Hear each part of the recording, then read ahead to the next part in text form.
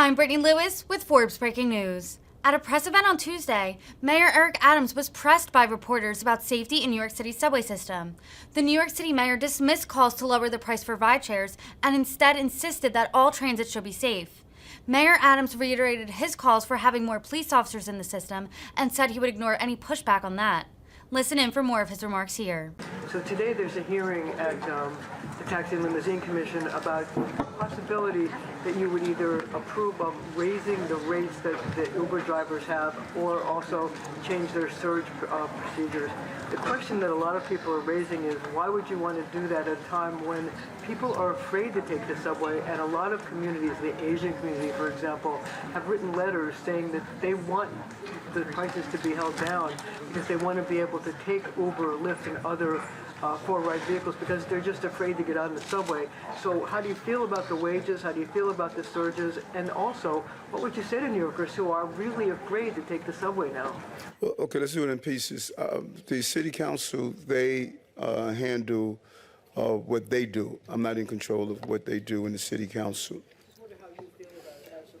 I don't want to speculate on what they're doing. Whatever method of transportation we have, it should be affordable. It should be safe. Our subway system is the centralized method of moving throughout the city.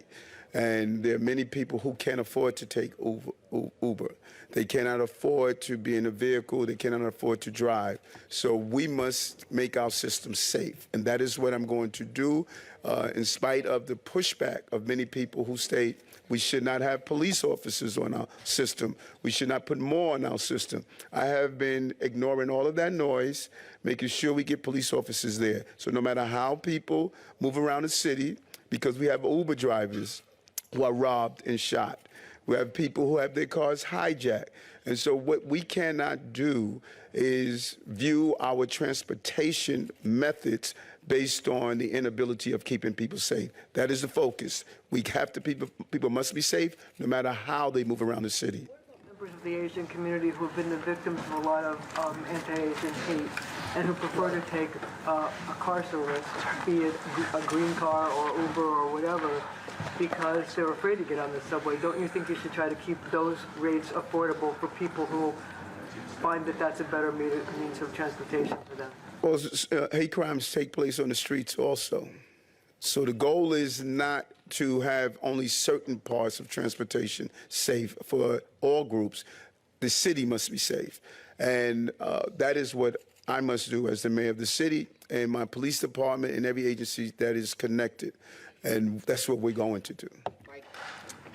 Mr. Mayor, about a block from City Hall for the past few weeks, there's been a man selling pepper spray. And, you know, it's kind of being billed as to use if needed on the subway. Are you concerned at this point about, you know, people arming themselves? I mean, it's not a gun, but still. But about arming themselves to protect themselves on the train. And I have one follow-up after that.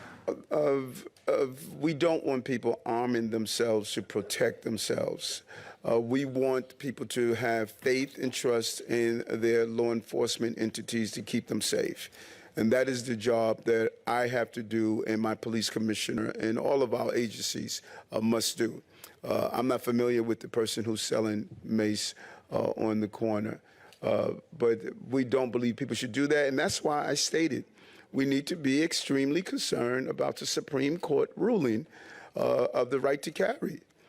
We saw what happened in Atlanta a few days ago. Atlanta just removed many of the barriers to purchasing a gun. That is just, it's unacceptable. And so we can't have open carry in a densely populated city like New York. That concerns me. The other question I had, you mentioned meeting with business leaders about, you know, the crime situation in the subways. Have you spoken to them? What kind of feedback have you got from those guys? Could you share a little bit of that? Well, prior to taking office, I started the process of fostering a good relationship with our business leaders in the city.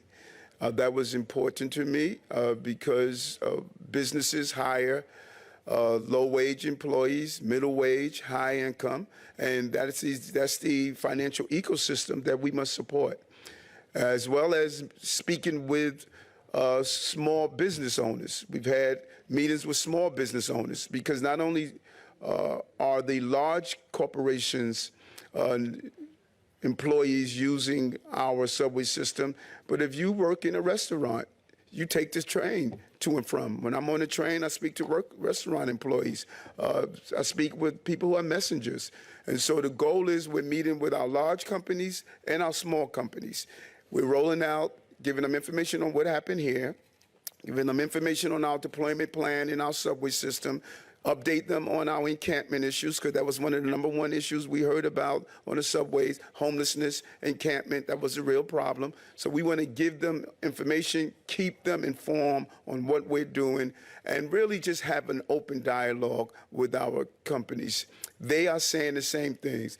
Their employees are concerned about the safety on the subway system. And we are addressing that every day. Look, in the city, gun arrests have gone up. Homicides have gone down. Shootings have gone down. You are starting to see the implementation of what we are attempting to do of making sure the city is safe.